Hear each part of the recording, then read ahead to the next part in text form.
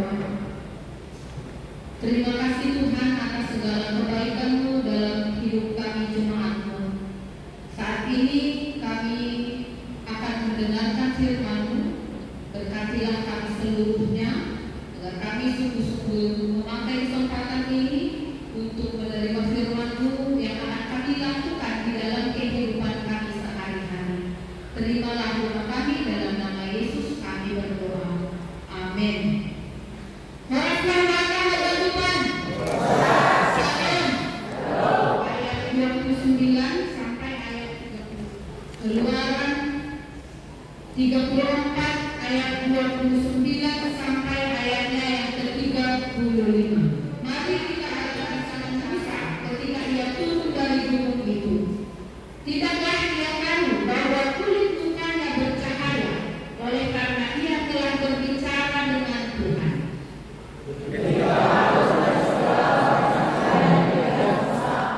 Nampak kulit mukanya bercahaya, maka tahu mereka mendekatinya. Tetapi Musa memanggil mereka, maka Harun dan segala pemimpin jemaat itu berbalik kepadanya, dan Musa berbicara kepada mereka. Saya berkata segala orang Israel,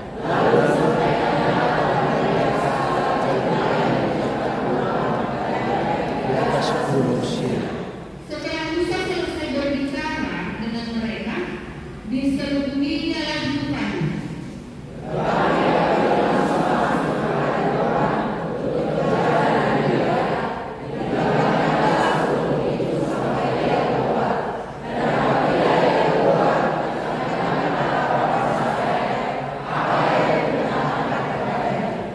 Apabila orang Israel melihat muka Musa, bahwa kulit muka Musa bercahaya, maka Musa menyelubungi mukanya kembali sampai ia masuk menghadap untuk berbicara dengan Tuhan.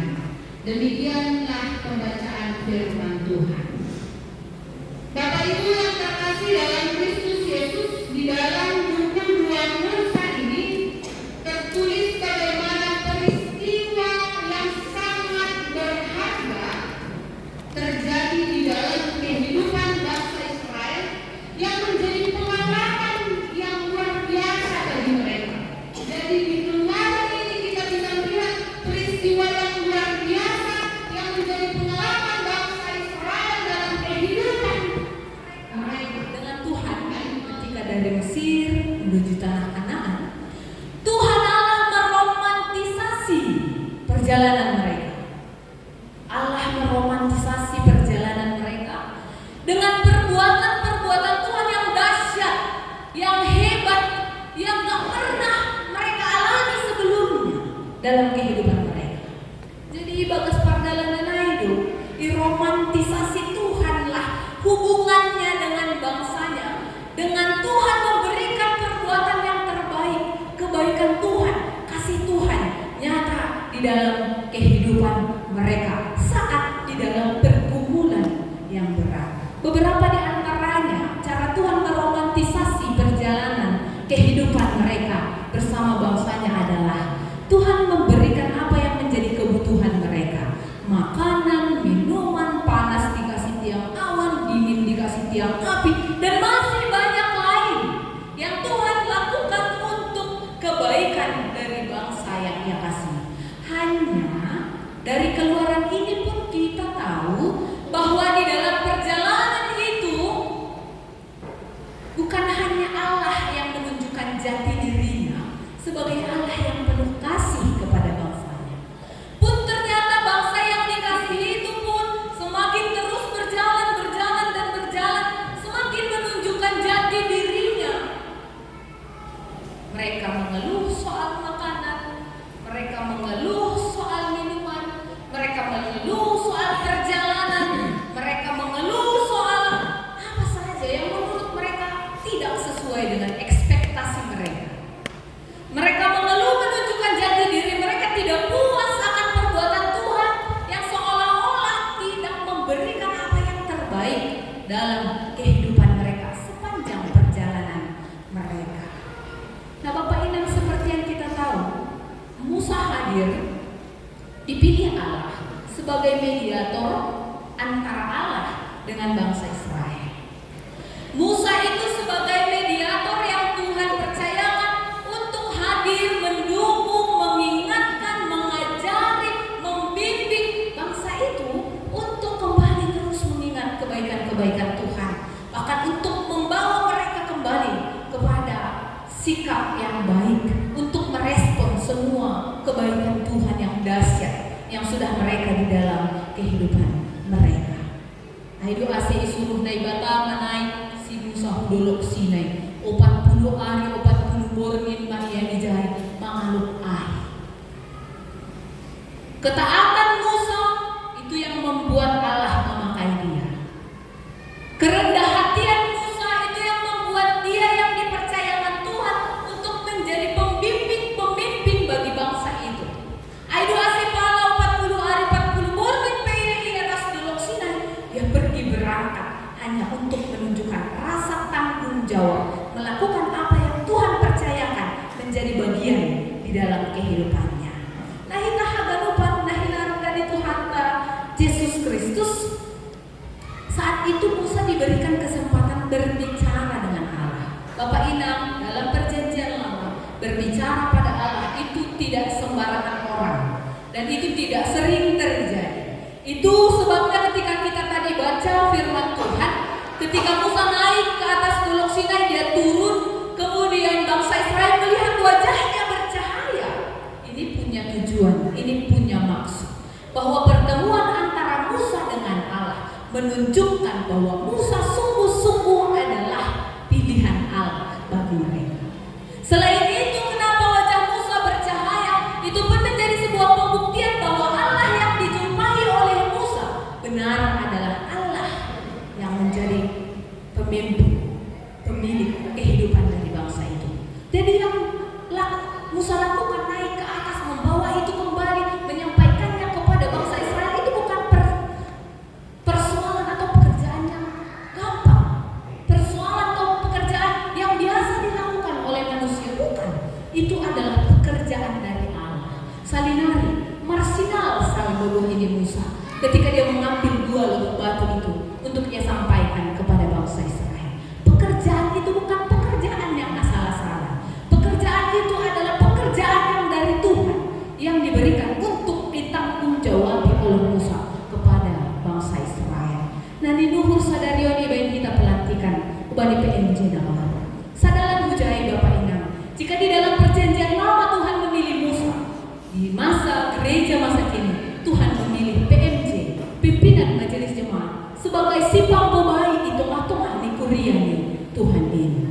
Tentu kadung kita itu meningon memahami bahwa menjadi PMJ atau jabatan menjadi pimpinan majelis jemaat bukan jabatan yang sembarangan. Ayo asilang galupan gabe PMJ, langgalupan boy ipilih gabe PMJ. Ada kriteria-kriterianya.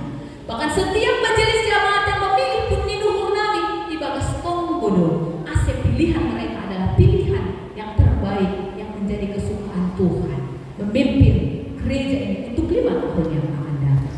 Nah, siapa sebutan nami emang agea HP jabatan tak, bahkan sekalipun kita menjadi jemaat biasa, Tuhan percayakan kita punya rasa tanggung jawab di dalam diri kita.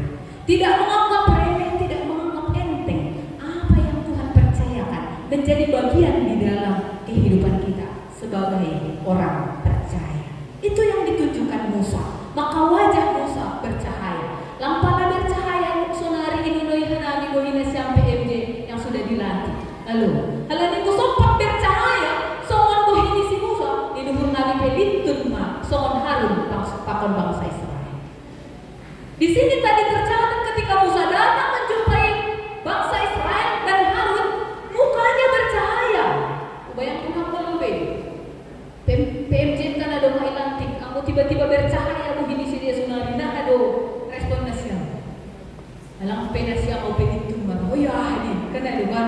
Halo, satu kita bisa meyakini, wah luar biasa, mukjizat terjadi di tempat ini untuk menunjukkan bahwa mereka pilihan Tuhan. Nah, hitahapan itu yang terjadi saat itu, karena itu bukan hal yang biasa terjadi, tidak hal yang lumrah terjadi bagi bangsa Israel. Mereka takut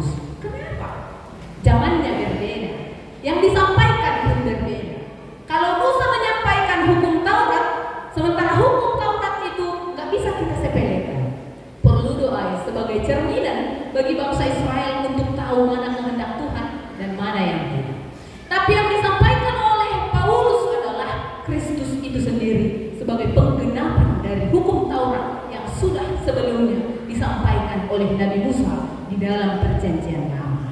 Nah kita agak lupa. Tentu ahadu nabawi ipahami kita lewat ambilan orang. Kita tidak bisa menyepelekan hukum Taurat yang disampaikan oleh Musa bagi bangsa Israel sampai gereja masa kini. Jadi lamboi sebut kita, kadang roh Kristus sebagai penggenapan dari hukum Taurat. Bukankah hukum Taurat itu tujuannya adalah Kristus sendiri? Sehingga kita menyepelekan lampala bei basa-basa, lampala bei pardiate sangkah si paragenda membasahkan Taurat nasapruan. Itu kan gak penting itu. Itu kan perjanjian lama itu. Itu kan dulu Musa yang sampaikan. Bukankah memang hukum Taurat bukan menjadi jalan kebenaran atau bukan menjadi jalan luar-luar? Kan Kristus do minta contoh nih. Sehingga kita menyepelekan langsung aja. Titah ai sampai sonani perlu dobani halak na porsa. Ase ibu toh kamu. Nini Tuhan dai bata lakmoi manakku. Nini Tuhan dai bata lakmoi HP hita berzina. Nini Tuhan dai bata lakmoi hita menginginkan apa yang menjadi milik orang lain. Bagian di halak ai sopan diri. Bagian di baru sopan diri se. Bagian di halak diri mana minat. Lakmoi ai. Maka kita pelajari itu dari hukum Taurat yang disampaikan Musa. Tapi pada saat ini Kristus sudah hadir sebagai penggenapan dari hukum Taurat itu. Sekali lagi, Taurat itu sama, tapi Kristus lebih sama dibanding hukum Taurat. Jadi penggenapan daripada hukum Taurat adalah Kristus Yesus itu sendiri. Nah, untuk namanya dipahami kita, sehingga ketika ada opes selubung ibadah pikiran takon paruhurana yang menggagalkan kita untuk menerima Kristus dengan sungguh-sungguh, datanglah pada Kristus untuk dibantu membuka selubung-selubung itu. Jadi Bapak Inang, tujuan luar biasa kita yang punya kelemahan dan keterbatasan, punya dosa. Kan mungkin setiap hari ada dosa yang kita lakukan dalam hidup kita. Ada selubung-selubung, ada tutup-tutup yang menutup hati dan pikiran kita untuk memfokuskan diri kita mengenal Tuhan dan percaya kepada Tuhan Yesus Kristus sebagai juru selamat kita. Kekuatan untuk membuang segala tutup itu datang hanya dari Kristus. Jadi kata Paulus, apapun yang menutup pikiran kita untuk tidak mau fokus di dalam Tuhan, kepada Tuhan dalam melakukan pekerjaan kita, hanya bisa dibuka lewat kekuatan yang daripada Tuhan. Jadi anggogoh taluhan hisap-hisap tidak kita langgoi pitah kumbani Tuhan Yesus tu boy dapat kita para gogoh lahumat taluhon hagalupan naik, sehingga pikiran hati kita saat ini gereja masa kini terbuka untuk menerima Kristus dengan sungguh-sungguh dan memegang Taurat Tuhan menjadi pedoman untuk tahu mana kehendak Tuhan dan mana yang menjadi hal yang tidak Tuhan sukai di dalam kehidupan kita umat Kristen. Nah kita agak lupa, nah hinargani Tuhan ta Yesus Kristus harapan kuria kubani nasyam PMJ lewat hajong-jongan nasyam pelayanan nasyam lambin talar manami sondang hamuliau ni Jehovah lewat hajong-jongan nasyam pembawaan nasyam kepemimpinan nasyam jemaat ini bisa semakin melihat sondang hamuliau ni Jehovah ibadah perpuluhan nih sedia.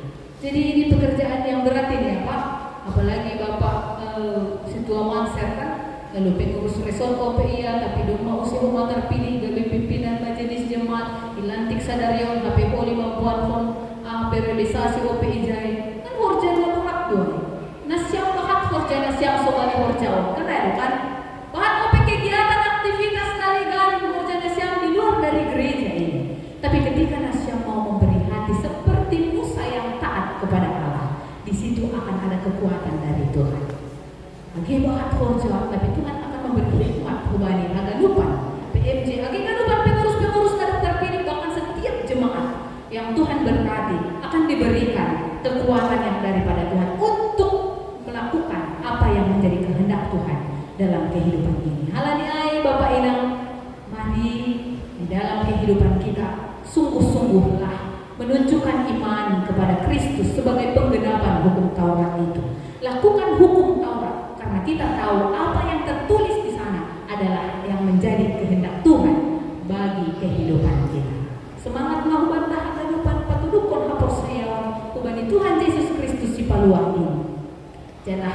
idah maai sondang hauliaun di Jehovah marhite honi pargoluhanta. Amin, kita berdoa. Terima kasih Tuhan buat kesempatan ini kami bisa bersama-sama di dalam ibadah ini mendengarkan firman Tuhan yang mengingatkan kami memiliki ketaatan seperti Musa yang bertanggung jawab dengan bersukacita dan rendah hati di dalam melakukan tugas dan panggilannya sebagai pemimpin dari bangsa Israel. Demikian pun Tuhan, kami mau berdoa kepada pimpinan majelis jemaat yang sudah terpilih melayani 5 tahun ke depan.